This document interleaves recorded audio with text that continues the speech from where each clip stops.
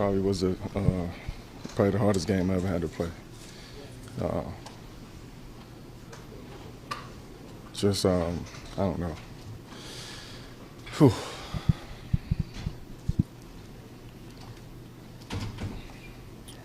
It was tough. It was tough. Why did you play? I think, honestly, knowing him, the way that I know him, he would have wanted me to play. How do you know him? Can you elaborate, like, your relationship? Yeah, I don't really want to get into that. That's too much for me right now. But you guys were teammates on the Olympic team, for one thing, right? Yeah, it was that our friendship and relationship was deeper than basketball. It was it was family. It was a friendship. It was basketball was the last piece of connective tissue between us two. Can you maybe explain where you were when you found out? Yeah, I was in bed with my son. My wife called me crying. You know, people that's close to the family called me. And it was, you know, at that point it was everything just kind of went numb, dark. Basketball for me was the furthest thing, you know, on my mind today. I think I saw you a couple times on the bench and just looked, you know, the hood on. Not really. Were you going away from the game at times? Yeah, I was. I had to excuse me. I had to like pull myself back in and check back in emotionally, because I wasn't there today. So. Was there a point today when you thought about maybe not playing? I mean, I didn't even think about basketball today, to be honest. I just knew that it was. I had to do it. You know, this is my job, my profession, and I'm sure he would have wanted me to play. So. When was the last time you guys spoke or spent time together? We just went to dinner in New York. Talked to him a couple of days ago. We was talking about the Laker game this week coming up, him coming. So it's tough. It's tough. So you guys had plans to connect in LA? Yeah, I mean, he was going to come to the games, you know, support. Like I said, our friendship is deeper than, you know, kind of telling stories and basketball related. It's deeper than that. Right. You had a 24-second violation. You're telling him that. What that mean to you? It was. I mean, that was a big gesture for the league to, you know, to take that stance.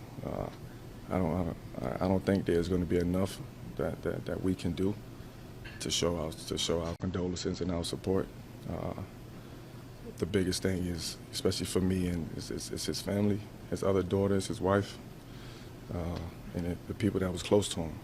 You know, that's what we have to worry about now. Realize we've had a few hours to try to make sense of this, and it still makes no damn sense at all. Yours is a very tightly knit brotherhood in the NBA, and as you all around that game tried to process this throughout this Sunday afternoon, how do you describe what the emotions were that you and your friends were sharing? Well, devastating. Initially, Scott, I can't lie, when the TMZ information was initially reported, I promised myself I wasn't going to text anybody, email, call anybody to see if it was true. I was really just in a state of shock because I just came from Philadelphia celebrating LeBron James as he passed one Kobe Bryant in his hometown of Philadelphia on the all-time NBA scoring list. I was fortunate enough to play against him in the NBA Finals. I covered each time as a member of the media he made it to the NBA Finals. Played against him for a lot of years. Happily will be a stepping stone, a footnote, the nail to his hammer when he scored 81 points versus our Toronto Raptors team. There's no accident that he has two numbers, retired at the Staples Center, and for a guy to score 60 points in his final game and then seem to ride off in the sunset, and a handful of years later win an Academy Award. He's coaching his daughter's basketball team. She was on the plane with him, Scott, 13 years old. My heart just breaks thinking about the fact that his wife, Vanessa, now all of a sudden have 3 daughters, and she lost her husband and her oldest daughter. Like, it's just really devastating news, and it's so very sad to deal with. What was it about him as a competitor that separated him, Jalen, from others? When we say compete tirelessly, that's what he represented. Bring it every practice. Outwork your opponent. Bring it every game. That's what he did. And if you ask any person affiliated with the league, that was not phony. That was legitimate. And that's why he's an iconic all-time great on and off the floor. I'm struck by this, Jalen. I went back and looked through a text when he turned 40. I sent him, and I said, hey, when you hit the other side of 50, let me know how you feel then, okay? And we were joking, obviously, about the passing of time. And obviously, sadly, tragically, he won't reach that point. But like you, a guy who we knew as a teenager, right, who lived his professional life in front of us in the NBA, you graduated to new chapters in life. You turn over new leaves. You become a new man. What was your sense, Jalen, of who he was becoming after basketball? The basketball accolades are great. Like, he's a Hall of Fame basketball player that we won't get a chance to see him physically inducted with Kevin Garnett and Tim Duncan. But for a guy that now retires and goes into the second chapter, and you see him front row with his daughter, Scott, Yeah. laughing and joking the WNBA games and the NBA games and coaching her. And people were like, hey, Kobe, you need to have a son. You need somebody that's going to carry on the legacy. And his daughter, Gigi, was like, that's what I'm going to do. Yep. I'm standing right here to do that. She was ready to carry the baton. And I know his 3 younger daughters in life beyond and or with sports are going to be ready to do the exact same thing. It's crushing, man. There's not enough time to sort it all out, and there's in time hopefully some sense is made. But I like you, echo those thoughts. We just send love and strength to the families that are impacted, Jalen. I appreciate your time tonight, and I appreciate you being on to share your thoughts, man. Thank you. My pleasure, Scott. When we continue, one big thing. You do your best in these moments, but sometimes it's just not enough time to figure out how to say what you feel in your heart. 3 titles took to Instagram for the following statement. There are no words to express the pain I'm going through now with this tragic and sad moment of losing my niece Gigi, my friend, my brother, my partner in winning championships, my dude and my homie. I love you, and you will be missed. My condolences goes out to the Bryant family and the families of the other passengers on board. I'm sick right now. Phil Jackson was Kobe's head coach for 11 seasons in Los Angeles, released the following statement. The crash was a tragedy for multiple families. My heart goes out to Vanessa and the families that lost loved ones. Kobe was a chosen one, special in many ways to many people. Our relationship as coach-player transcended the norm. He went beyond the veil. Of course, last night in Philadelphia, LeBron James passed Kobe Bryant on the all-time scoring list, moving up to 3rd. Bryant's father was a 76er for a number of years. Kobe grew up playing in the Philly suburbs, so the moment felt more cosmically appropriate than in a random city with no ties. Kobe Bryant taking to Twitter just last night, tweeting out, continuing to move the game forward at King James. Much respect, my brother. After the loss last night in Philly, the Lakers arrived back in California Sunday morning. An emotional scene, as you might imagine.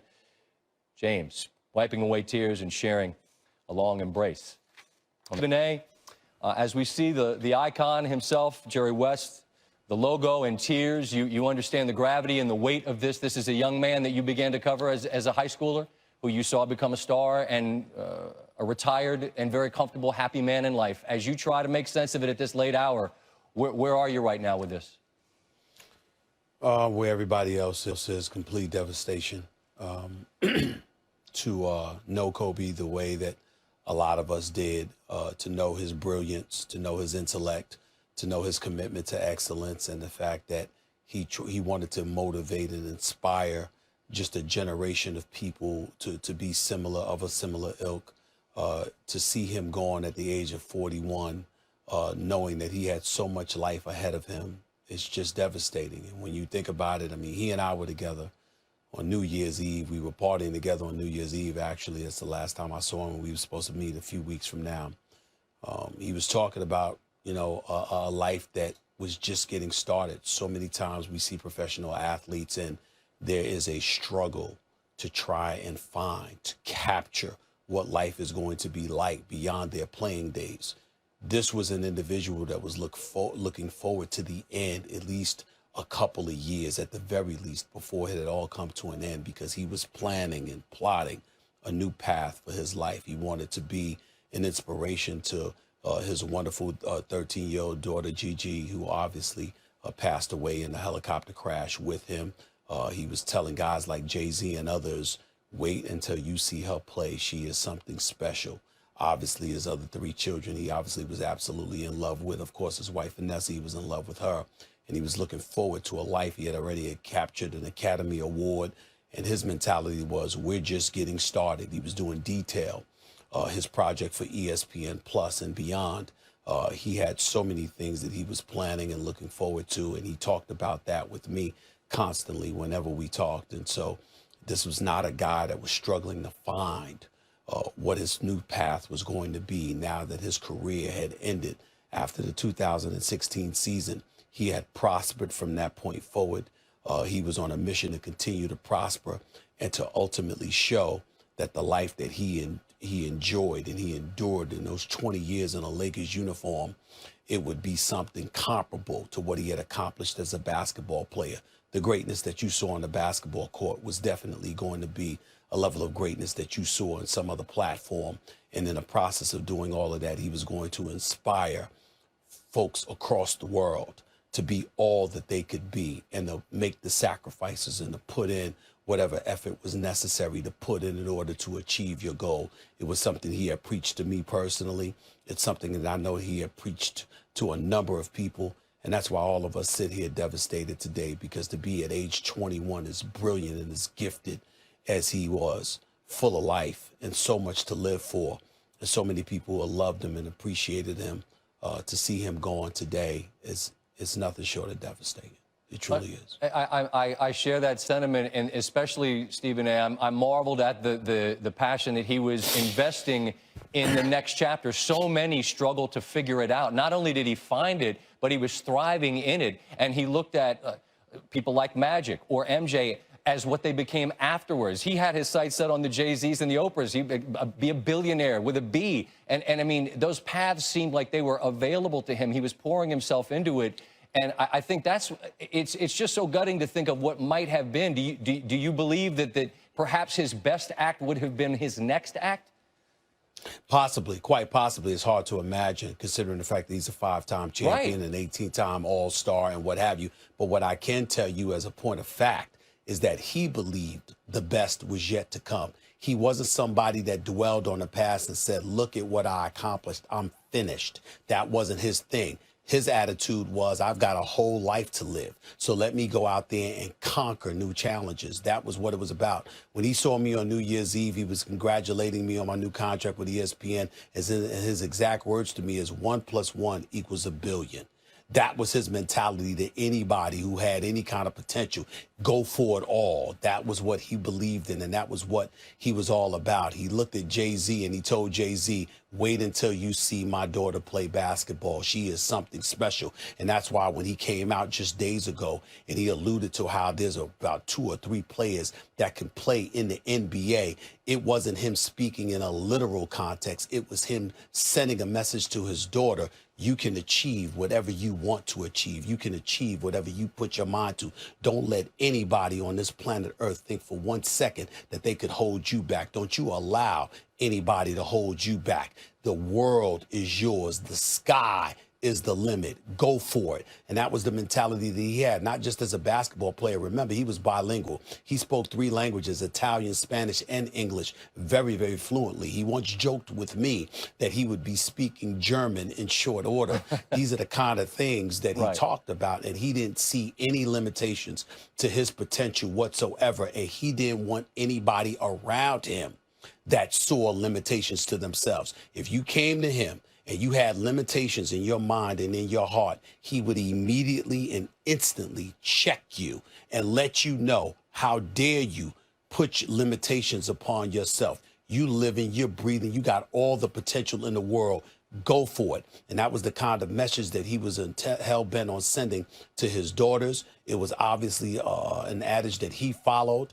He firmly believed in it. He preached it to LeBron and D. Wade and all of those guys when they were in Beijing in the 2008 Olympics and beyond. This is why you see so many people crying and so many people so upset that he's gone, because they know what he did for them. They know what he did for their lives. I was on the phone with Shaquille O'Neal just a few hours ago, and he was crying. Magic Johnson couldn't hold back tears. The list just goes on and on. People are either crying, they're speechless, or they're both, because we know that we lost an iconic figure. And Jerry West, speaking as eloquently as he spoke, with his eyes bloodshot red as they can be, clearly crying a lot today. We all understand where he's coming from, because anybody that knew Kobe Bryant spent some time crying today, including myself. Stephen A., time's our most precious commodity. We appreciate you sharing some with us. Our hour here, the 2 hours you have on First Take tomorrow, not enough to cover it all, but